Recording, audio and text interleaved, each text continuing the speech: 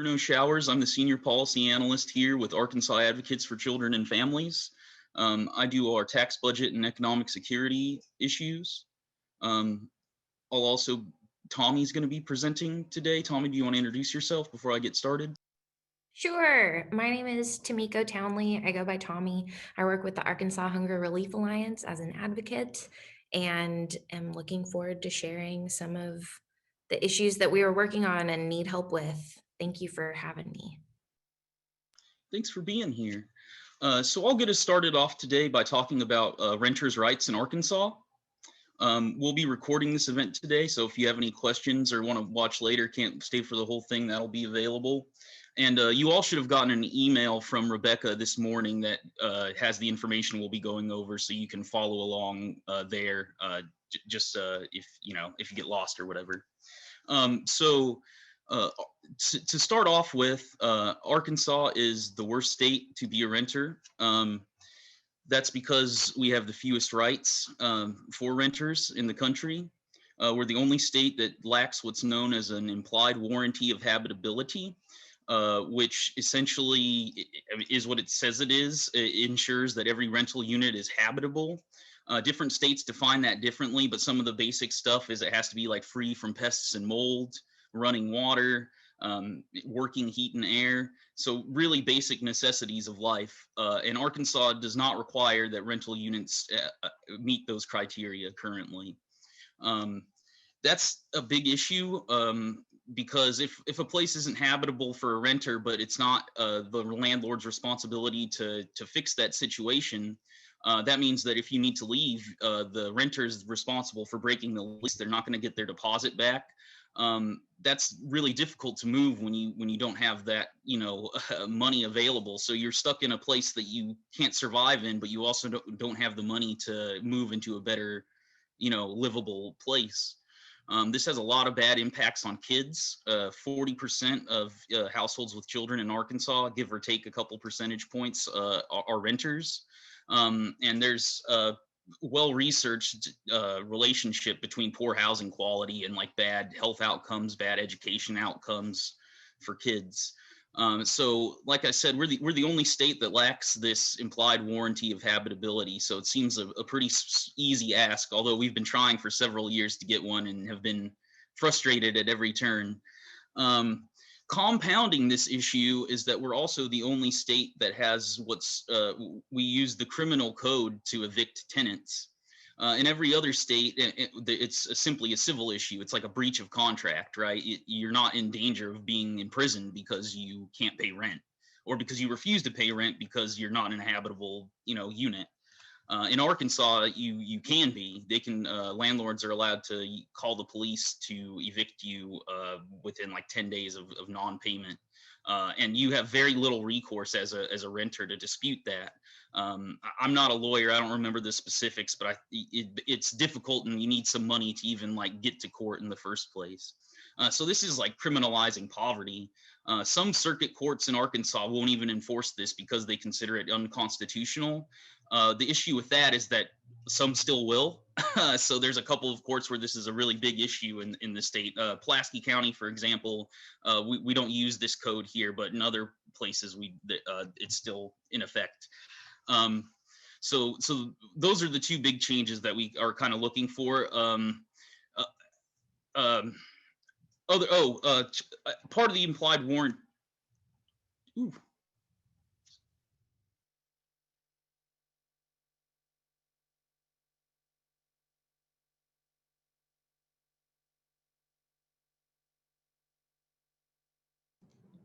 Sorry about that. Okay. We did lose me. I'm so sorry, everyone. I'm having some Zoom issues this morning. I really apologize. One issue I wanted to mention, going back to the implied warranty, sorry to jump around a little bit. Some of the specific provisions that we're looking for there are smoke detectors and carbon monoxide detectors. This is an obvious health issue. Both public and private, like individual health, but also like fire hazard stuff.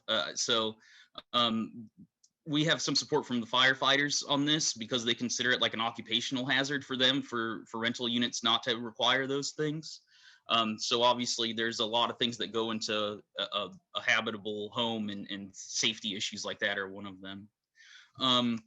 So there's not an official bill that's been filed yet. We expect it to be filed fairly soon.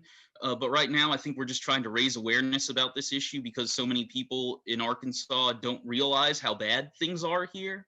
Over the years, it's gotten some attention, but still, a lot of people still aren't aware of how bad it is. So I think that today we're asking for, if you're so inclined, if you would, to do some Facebook posts about this issue in Arkansas. If you look at the email that we sent you, I believe there's a sample post there that gives you some suggested language that you can use to talk about why you think it's important for Arkansans to have, a warranty of habitability to stop criminalizing evictions.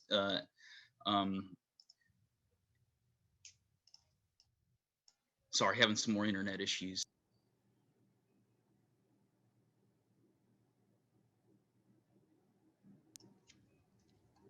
Can y'all hear me? Am I doing okay? I'm yes, so yes, we can hear okay. you. Does anyone Okay. have any questions for Bruno before we go to our activity? And I will say that if you don't want to post about this on Facebook, another alternative that you can do while people are posting on Facebook is to find your representative and state senator on Facebook and follow them. So that way you'll be getting updated information for them. So there's an alternative activity there. Does anyone have any questions for Bruno about renters' rights in Arkansas?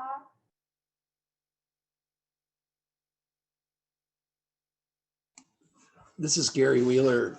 Thanks, Bruno, and sorry about your internet issues. It seems to be more and more common these days. Thanks for fighting through that.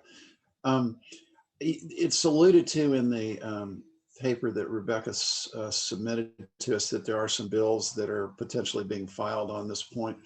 Have any of those bills been filed at this point, or so in terms of our either Facebook or Twitter post, are we making any reference to anything in particular at this point? No, it still hasn't been filed yet this session. There's some discussion over how many bills to do it in, whether we want it all in one comprehensive bill or if they're going to split it up, and the potential sponsors haven't figured that out yet.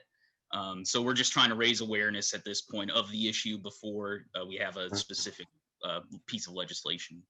Right, and are the sponsors public at this point? No. I don't believe so. In the past, it's been Representative Jimmy Gazaway. I have no reason to think it won't be him, but I don't know that it will be. Okay. And where is he from? Paragould, I think? Is that? Paragould. Yeah, thanks. Okay, everyone, so we're going to take a quick few-minute break for you to post on Facebook to help awareness about renters' rights in Arkansas. It's really important when advocating not just to reach out to legislators directly, but make sure that the general public and your network's aware of the issue, so that way even more people are contacting the General Assembly. So I think we're ready for Tommy. We appreciate Patty dancing for us in the meantime. Tommy's now going to talk about childhood hunger in Arkansas, and our activity will be tweeting. Thanks, Rebecca. Great soundtrack. And thank you, Patty, for making my heart so happy right now. I first want to recognize that there are experts in this space that have a lot more expertise than I do around childhood hunger, and would welcome any feedback about some of this language, and if you have specific knowledge about the needs of Arkansas children with accessing food on a regular basis, then please share your own language. But I did want to kind of give a little bit of an overview. There are some stats in the document that Rebecca sent out. Thank you so much. We know that so much of the data that was collected in 2018 is not necessarily representative of what is currently happening in 2021 because of this collective trauma that we've experienced called the pandemic. And I'm sure, many other people, especially people living in poverty, have experienced other trauma besides just living in the pandemic. But in 2018, we know that over 250,000 kids in Arkansas didn't have enough food for every person in the household to eat. So what that looks like for a household that I know I've worked with trying to apply for SNAP is that grandparents are opting not to eat so that their grandchild can. Bills are not getting paid because they want to make sure that the kids in the household can eat, which can cause a number of issues. And then on top of that, we know that the pandemic has added so many barriers to accessing child nutrition programs that we know are successful, like in-school meals. So breakfast in the classroom, lunch, the National School Lunch Program, after-school meals. So there's some opportunity here to really lift up how important it is to get direct benefits to households. Many of you may know about pandemic electronic benefit transfer that was passed during the Families First Coronavirus Response Act. I think that's what it was called, where this just was a mechanism that could be used for states to put money that would ordinarily go to school meals onto an EBT card and send that out to households with kids that qualified for free or reduced meals, or SNAP participating households, or households that have kids that go to schools in community eligibility provision areas. While this was a brand new program, it was also very successful. We need to build on it, but it was one of the only programs that mixed status families had access to put money into their food budget. So we have some actions that can be shared with our federal delegation, but we also have some opportunities in the state, because we know from a report that advocates released in 2020, but also just from working in this state and trying to understand why there are so many access barriers to public nutrition programs. Arkansas has put in place a lot of additional eligibility hurdles for families to overcome in order to get the help that they need. So in this document, there are some sample tweets that we can send out. I think sharing this message with your legislator that represents your district is just as important as talking to or sending it to the people on public health. But that's typically where many of the public benefits limitation bills have gone through is through the public health committees. So whatever speaks to you, I think that the numbers are big when we talk about who has struggled with food insecurity in the past 7 days. There's this really interesting report, and I can put a link in the chat if you'd like, but it's just a pulse report where they measure hardships since the pandemic. And it gives us a good idea of what the pulse is for families that are either not able to work because of caring for family members or caring for themselves, or loss of jobs, whatever. What is that doing to our overall national public health? Pulse survey helps us figure out state by state what it means. So I've pulled a little bit of data from there. I've also pulled some information from Center on Budget and Policy Priorities. If you want to, put sites in anything, there's some good messages that they've also sent out. That's CBPP, Center on Budget and Policy Priorities. But the Twitter handles are here. I think that these are some of the questions that I would hope might start a conversation with legislators, because I think our role is to assume that they want the best for the people in the state, and we got to roll with that until they prove us otherwise. So Patty, I know you're on the call. If you have anything to add about, immediate action that we can take to educate the Public Health Committee. I heard every single one of them on that first meeting say that they were invested in public health. They wanted access to healthcare. They were committed to it. And I'm going to believe them until they start passing legislation that proves otherwise this session, because they have in the past. But any questions? Did I do okay? Am I in the time frame, Monica? Yes, we do have some questions. I will say you can go ahead and start tweeting if you want, though, and using those sample tweets or creating your own. The alternative activity would be to create a Twitter account. I know for some people who don't have Twitter, it's because you think that people on Twitter are mean, but that's not totally the case. A lot of legislators and political reporters and others use Twitter to share information about what's going on at the state capitol using hashtags ARPX and hashtag ARLEG, which are both listed in that document too. And so even if you don't actively use Twitter, if you just get an account so you can follow that information, it's a really great way to stay up to date with what's happening at the Capitol. So we'll take those questions now, but in the meantime, if you want to be sending those tweets or setting up a Twitter account, go ahead and do that now. And we do have a few questions. Do you want me to answer these in live right now, or do you want me to? Yeah, you can respond live. Why, if Arkansas is a big farming state, basically, why are people still hungry? That is a complex question that requires an even more complex answer, but I think it's a really important one. There is a professor that teaches in Ohio that I got to hear speak recently, and he talked about the purpose of the food system.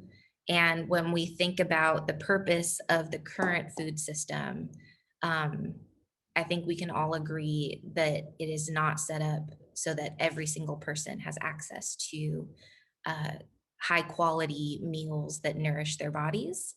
And I know that is not an accident. When you think about who has owned land, who has had the ability to own land, who has had the ability to take land, and also who's benefiting from overabundance and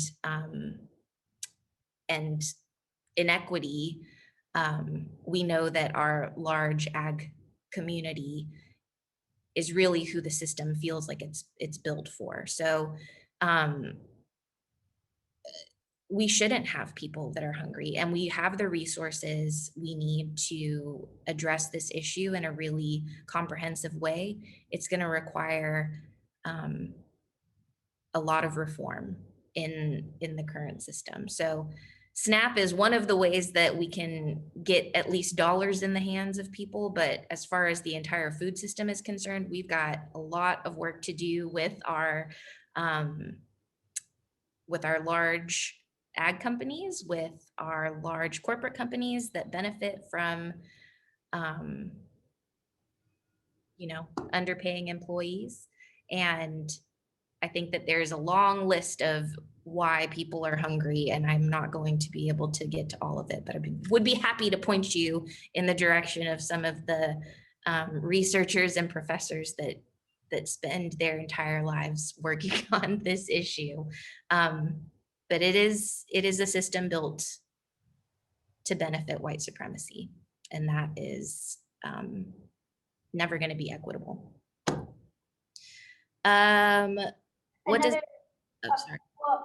Another question, how can we change legislation regarding food waste? A majority of food grown and sold in our country, not just our state, are thrown away rather than given to the needy or food insecure.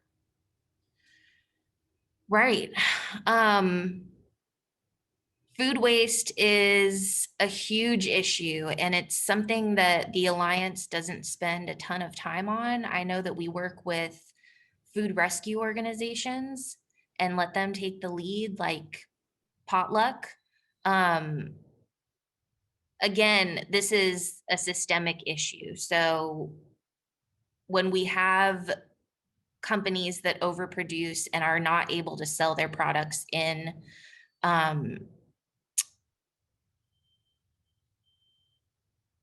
stores because of issues like a pandemic, then we see a lot of waste. The other thing is that everything from food safety to distribution of foods that that can go wasted are logistical challenges. So it requires, again, a large community of folks that are a part of not only the food assistance and food rescue world, but it requires, the truck drivers and the larger companies and the food pantries and the schools and it requires everybody to work together.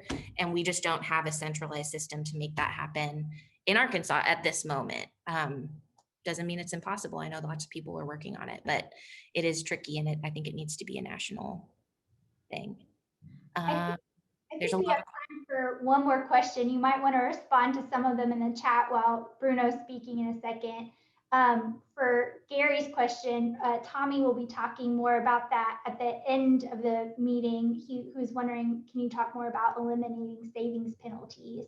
And she will be going more into that. But another question is about how are food banks faring right now during the pandemic?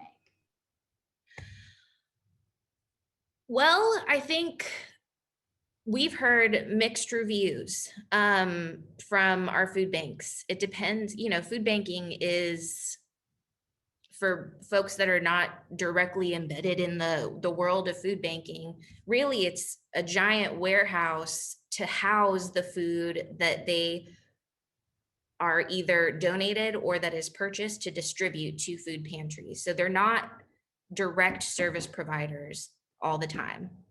They're really a warehouse and work like a business. So any food that is sent to the food bank has to then have a way to get out to the food pantries all across the state. We've got 6 Feeding America food banks in the state, and all of them work to get food out as far and wide as possible.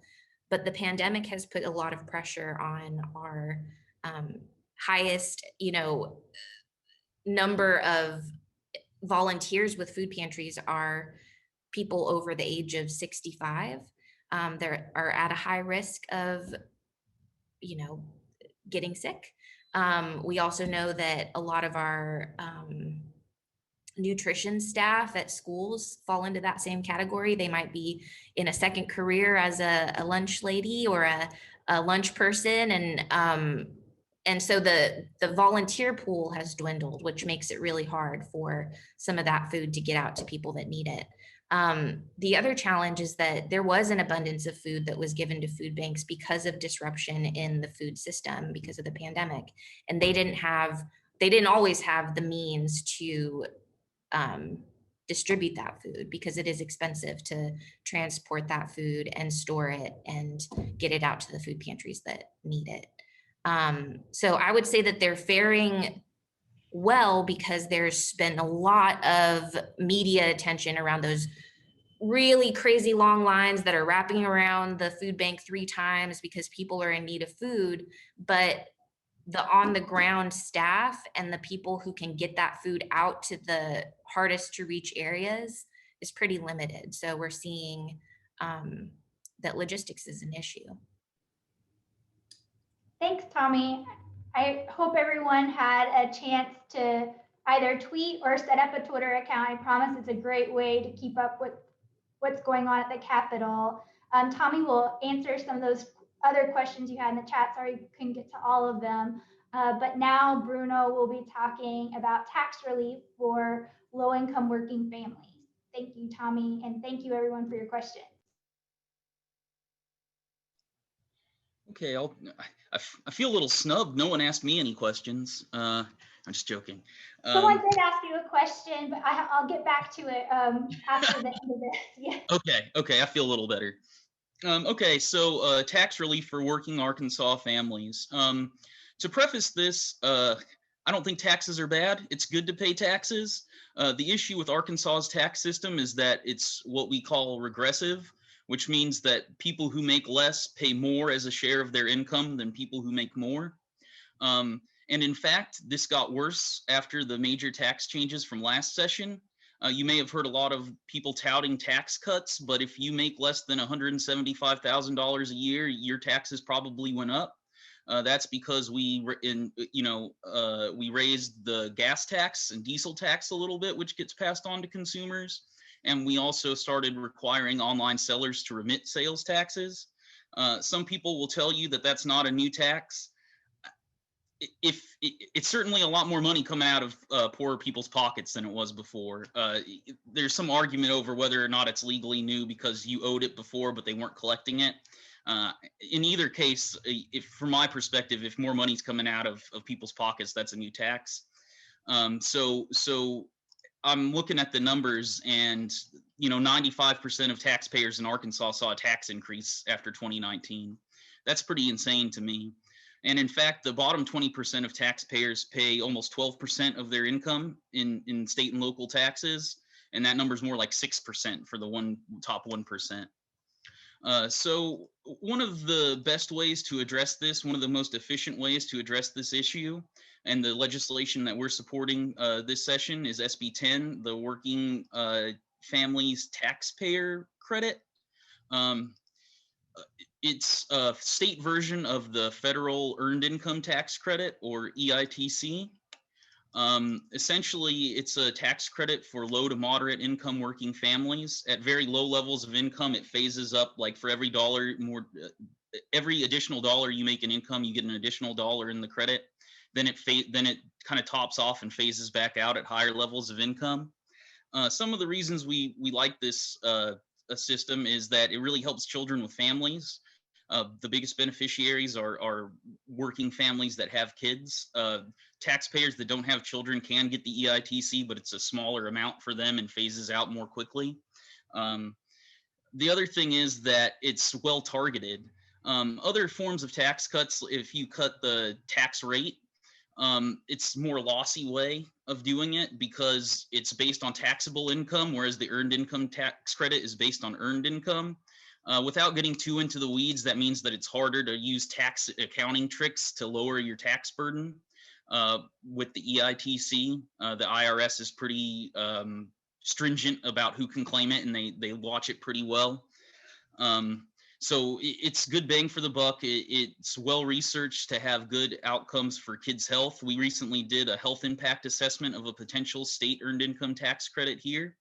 And we found that it would help reduce maternal and infant mortality, especially for Black women. So it has racial equity implications as well. And traditionally, it's a pretty bipartisan policy. The majority of states have a system like this, have a state version of the earned income tax credit. Red states and blue states. The federal version was passed in a bipartisan manner. So we're really hopeful that we can get this done. Although this is another policy we've been trying for years, and we're just hoping that all the advocacy efforts that you all are helping with are going to come to fruition this time. I know I kind of went over a lot there. Any questions? I'm a little close to this, so I know I can talk, in kind of technical detail. If I'm confusing anyone, please let me know. If anyone has any questions, they can post them in the chat. And the activity for this event is to email your legislators about SB 10 that would provide this tax relief for families. And not only is there a sample email in that document that I sent you today, but there's also a link to find out the contact information of your state representative and state senator. And one tip I do want to give everyone for sharing emails, groups like Arkansas Advocates, we send out form letters. And if you only have time to hit send for that form letter, that's wonderful. We really appreciate it. But if you have a few minutes where you can customize that email about why you care about this issue, how it impacts your community, that can make a big difference in persuading your legislator. And you can just do that right at the top of the email. And then if you just want to have the rest be the form letter, that them seeing that this is someone who's really paying attention to this issue and is from their district makes a big difference.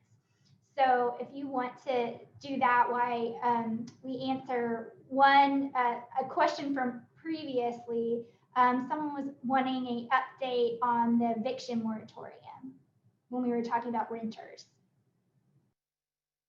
So I believe that's been extended by executive order. The issue with that is that it's not been very effective at actually stopping evictions in Arkansas. That's because it's only limited. It's a very narrow moratorium specifically on evictions related to financial distress from coronavirus. And you need to claim it in a specific kind of way. So a lot of tenants aren't claiming it, and or landlords are evicting them for reasons other than non-payment of rent. I don't know, I would assume that some of those are probably bogus claims and it really is a non-payment thing, but they're using other mechanisms to get around the order. And I don't know what kind of legal ramifications there are for that. So I think that it's been extended, but it's not comprehensive enough eviction or a moratorium to really address the issue, which is not to say it's bad. I'm glad they did it, but I think it should be expanded.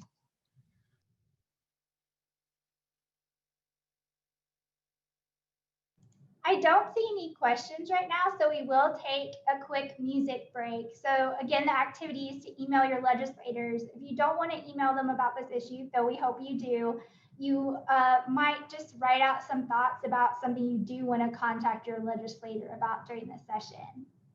So I will play some music right now and we'll come back in just a minute and Tommy will wrap us up with a discussion about asset limits in the state.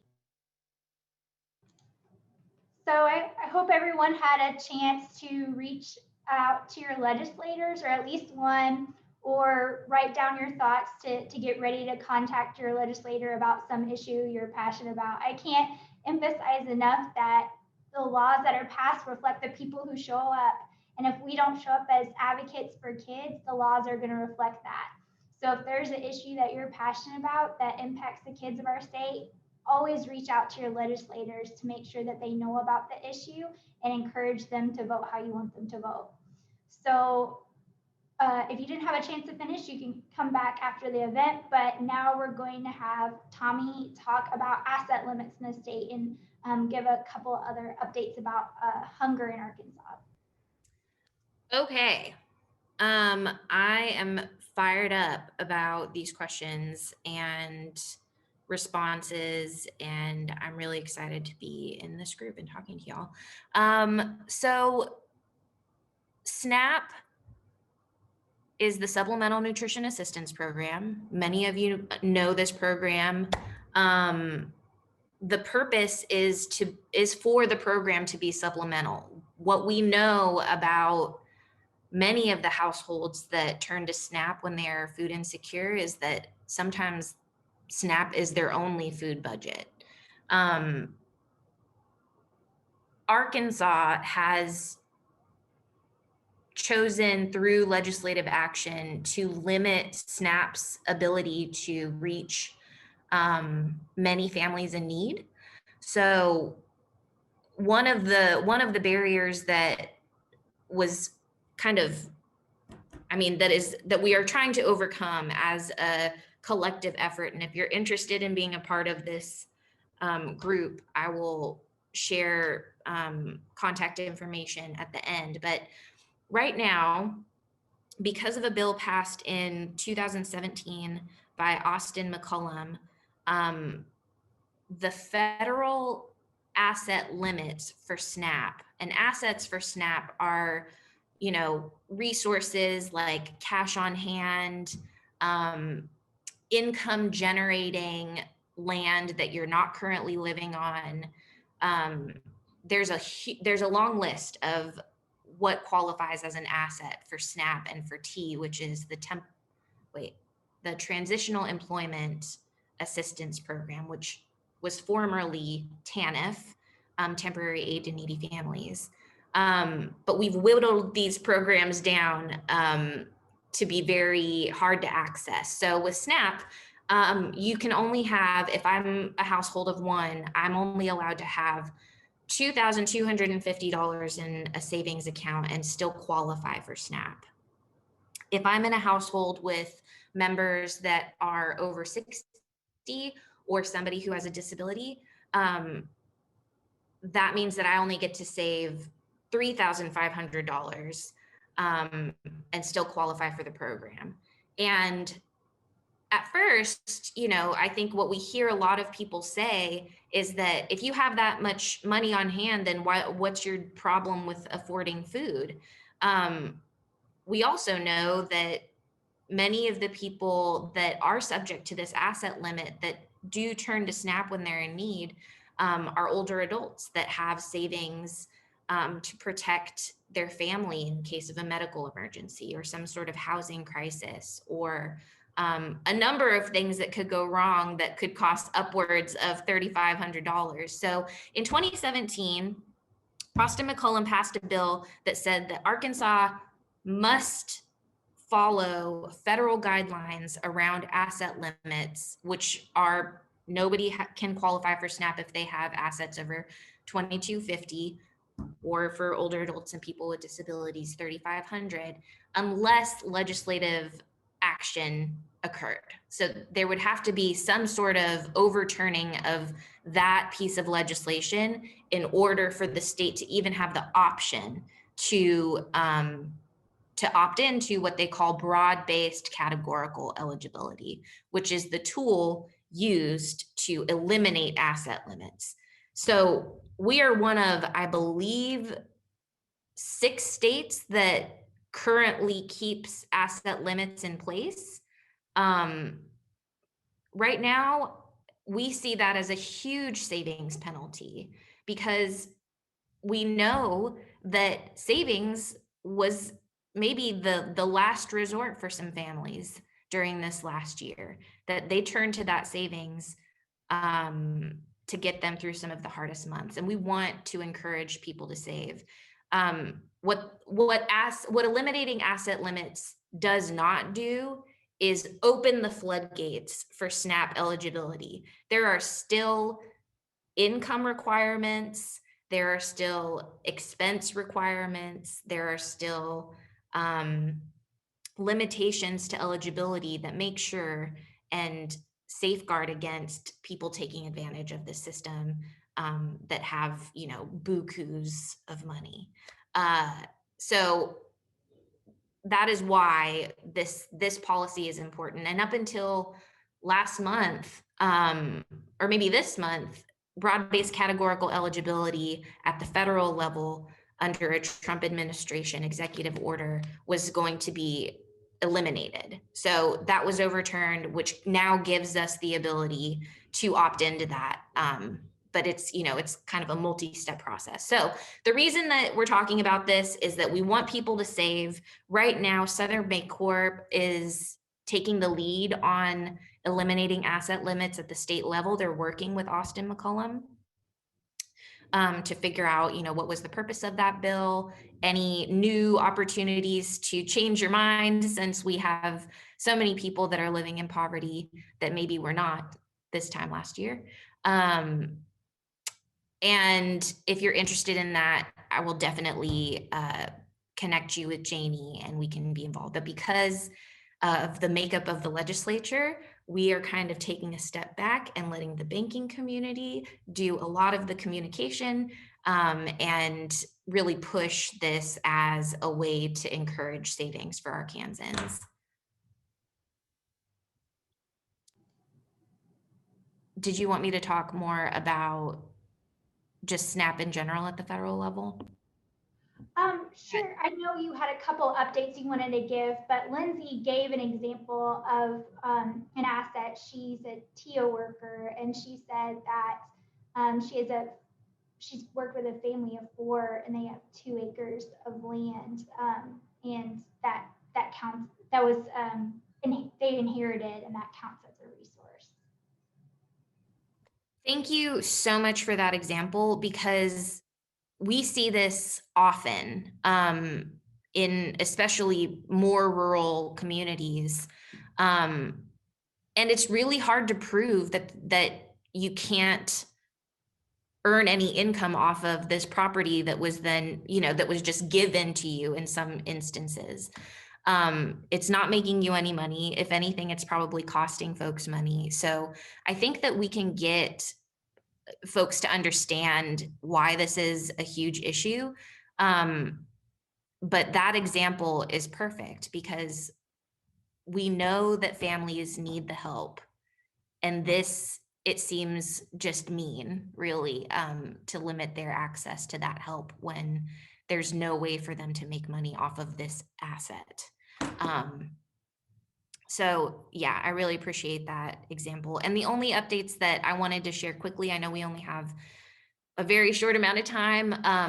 The Arkansas Hunger Relief Alliance will be having our lobby day on the 24th of February from 10 to 12:30. We'll have some legislators on. We'll have some national experts just giving kind of an overview of the landscape moving forward with federal nutrition programs. And also March is School Breakfast Month. March 1st, there will be a proclamation by the governor. That's the kickoff, and really highlighting the importance of our frontline nutrition workers this year.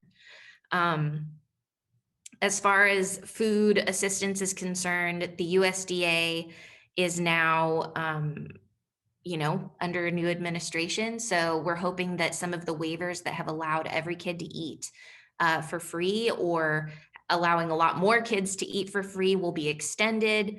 Our ultimate goal is universal free meals. I'm putting it out there in the universe. That's what we want. We want every kid to eat for free.